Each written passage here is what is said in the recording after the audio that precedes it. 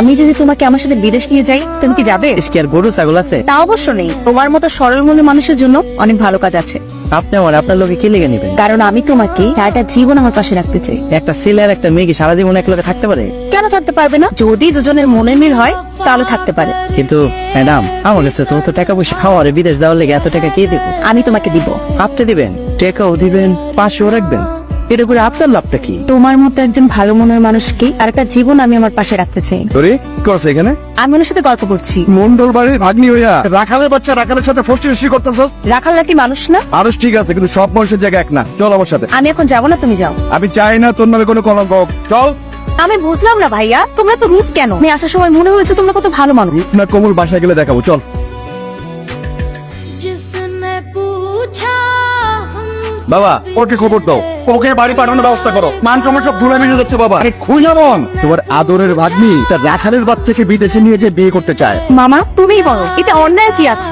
এই গ্রামে আমাদের একটা ইজ্জত আছে, সম্মান আছে। ও আমাদের বাড়িতে কাজ করে, ওর বাপ আমাদের বাড়িতে কাজ করতো। চাকরের বংশ চাকর। কার কথা কইতেছস বান্টি? ওই যে আমাদের রাখালের বাচ্চা রাশেদ। রাখালে হচ্ছে তো কি হয়েছে? সে কি মানুষ না? এতদিন শুধু আমি ওর বাসি সুর শুনতাম, তো এখন আমি ডিসিশন নিয়েছি, যদি আমি বিয়ে করি তাহলে আমি ওকেই বিয়ে করব। এটা আমার ফাইনাল ডিসিশন। আর আগে দুনিয়া থেকে নাই করে দিলে বান্টি। রাখালের বাচ্চার কি করে সাহস হলো আমার কুড়িটার মধ্যে হাত দেয়? আমার খেয়ে আমার পরে আমাদের করে যে হাত দিছে বাবা। আগে ওরা টাকা পাঠানোর ব্যবস্থা কর, তারপরে রাখালের বাচ্চা লাশ পাবো। রাশি, কি ব্যাপার?